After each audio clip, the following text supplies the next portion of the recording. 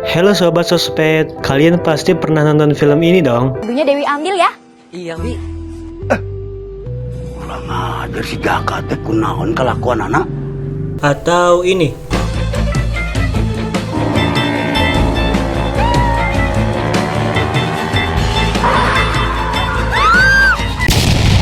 Atau ini?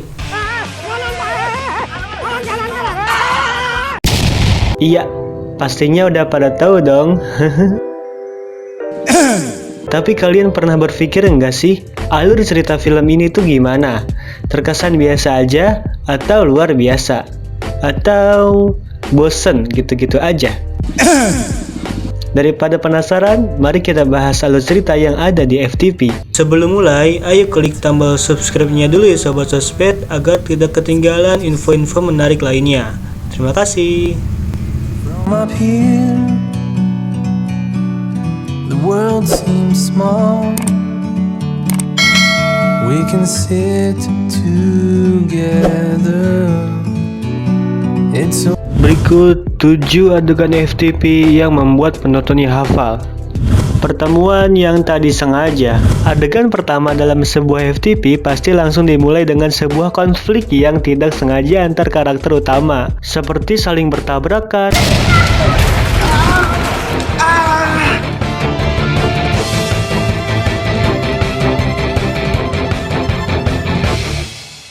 atau berselisih merebutkan sesuatu. Mereka terus cekcok satu sama lain untuk mempertahankan bahwa diri mereka lah yang paling benar. Lu punya mata gak sih? Ya, aku gak punya mata, emangnya kenapa? Baik karakter yang sama-sama kaya atau sama-sama miskin, atau juga miskin versus kaya. Biasanya aktor utama berperan sebagai tukang bakso, tukang somai, tukang ojek online, tukang toge, dokter, manajer di sebuah perusahaan, hingga pengusaha kaya raya. Pasti ketika pertama ketemu langsung berantem. Siapa yang larang kita belanja? Hah? Iya, orang lapar bisa nekat loh. Siapa yang berani ngusir orang belanja? Hah? Sini kalau berani loh. Hah? Ayo loh. Ayo berani. Hah? Berani di dalam mobil aja. Ayo, cepetan. Keluar loh. Beraninya lu dalam mobil ya. Dasar macem-macem sama orang galau.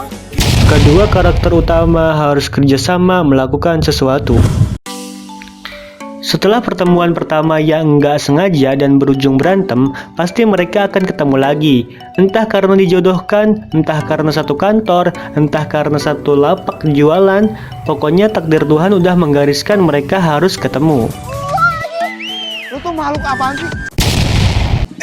Dan pastinya mereka harus saling bekerja sama untuk melakukan sesuatu. Awalnya mereka memang pasti saling tidak mau karena kesan jelek pada pertemuan pertama mereka. Tapi akhirnya mereka tidak punya pilihan lain selain harus bekerja sama. Nggak mau lah. Hari ini hari pertama saya jualan di sini. Saya setiap ketemu sama kamu, saya selalu sial. Kamu harus jualan toge goreng, ya? Munculnya karakter lain yang mengganggu karakter utama. Biasanya karakter ini disebut dengan subplot yang mengganggu entah itu dari sisi karakter utama cowok atau cewek. Karakter ini memiliki tugas untuk mengganggu hubungan karakter utama.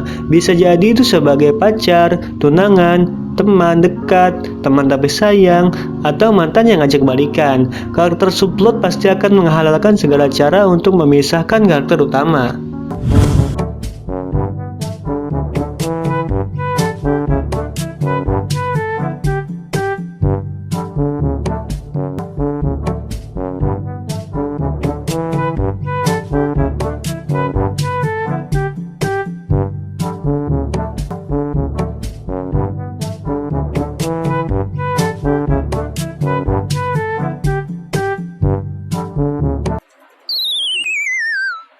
Kamu tambahin bumbu apa lagi, Sa? Apa? Kamu tuh nambahin garam lagi di bumbu? Enggak. Kedua karakter saling jatuh cinta karena sering bertemu. Seiring berjalannya waktu, karena terlalu sering bertemu, akhirnya mulai menumbuhkan benih-benih cinta di antara kedua karakter. Biasanya dimulai dengan adegan-adegan romantis yang tidak disengaja. Yang paling sederhana, si cewek jatuh, terus ditangkap sama si cowok, dan dalam posisi menangkap itu, mereka akan saling memandang agak lama. Ya ampun Mbak, belagu banget sih Mbak. nggak pikir Cak.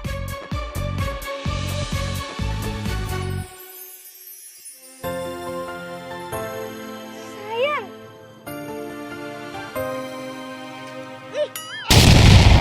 Munculnya konflik besar yang membuat karakter utama tidak bisa bersatu. Setelah sering bertemu, kini mereka harus saling terpisah karena sebuah konflik besar.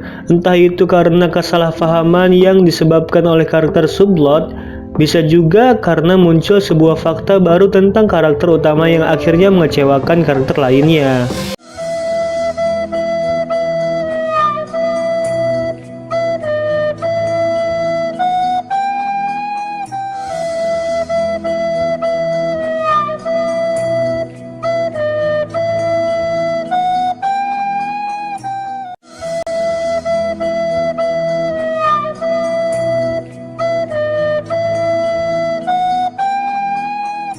Karakter utama harus menyelesaikan konflik.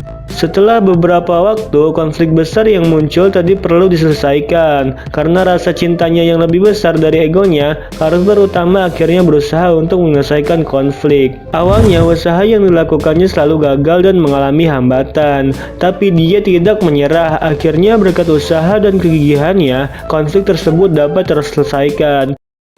Kamu mau ulang semuanya dari awal? Saya ada janji gak akan marah-marah lagi. Gue yakin gue gak bakal marah-marah lagi kok. Soalnya gue udah jago bikin Togiko. Sok, dicoba. Saya mau lihat. Gimana? Happy ending. Ada yang bisa menjelaskan kenapa harus happy ending? Ada yang bilang karena secara psikologis manusia lebih menyenangi serta mengharapkan happy ending atau akhir yang bahagia pada hidup dan kehidupannya. Gak mau kalian cium tangan. Nikah yuk. Nikah sama saya. Nikah. Belum juga dijawab. Berikut 7 rangkuman tim Sosiopedia, suara masyarakat tentang FTP. Semoga kedepannya FTP Indonesia lebih baik lagi. Dan jangan lupa bagikan video ini ke ayah, bunda, serta sahabat dekat Anda, agar semuanya dapat info-info menarik lainnya. Terima kasih.